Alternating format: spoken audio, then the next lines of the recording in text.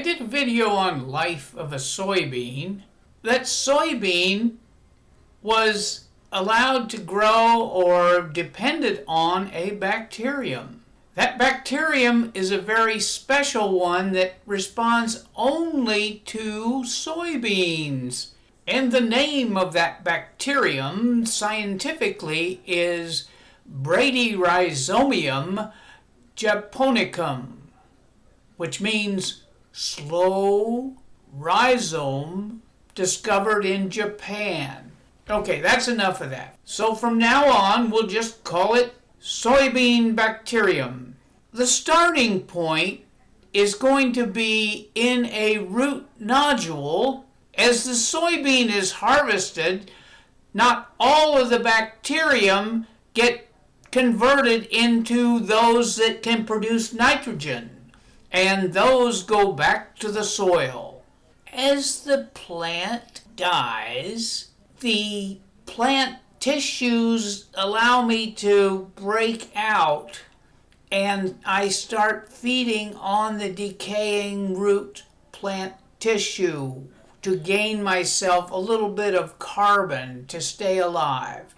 I'm not real efficient at this because what I really want is a soybean plant, but the soybean plant is not there anymore, so I have to just go eating that decaying matter. Eventually I can actually get some of it directly from the soil, but I don't have a good growing condition and I can't multiply very much. For weeks and months I face drying conditions, which not good, and I'm cold, but I stay alive. Also, I'm competing with other bacteria.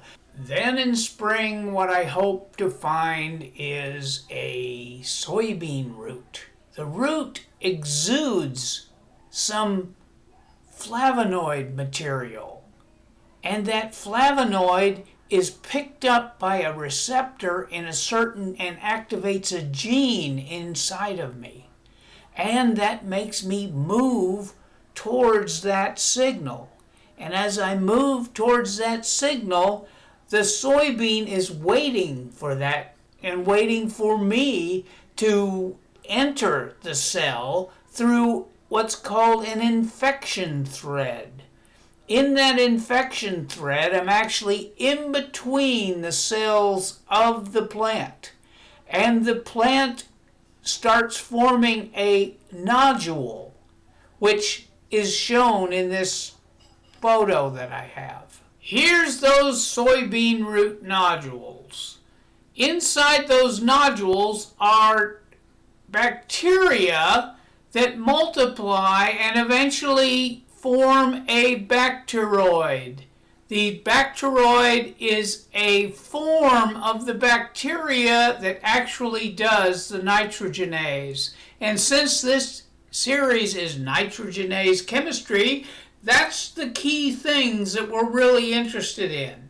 Now, digging a little deeper, these are sections of the root nodules. This is inside the nodule, and the main reason I'm bringing this up is this pinkish hue to these root nodules. That pinkish hue is due to, and you look in the little caption here, like hemoglobin. Hemoglobin, you know, from blood, and in this case, the hemoglobin helps the nitrogenase happen.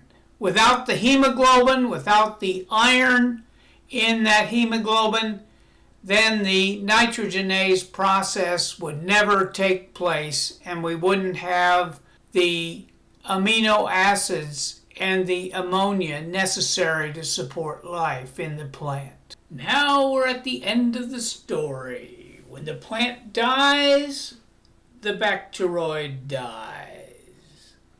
And that's the end.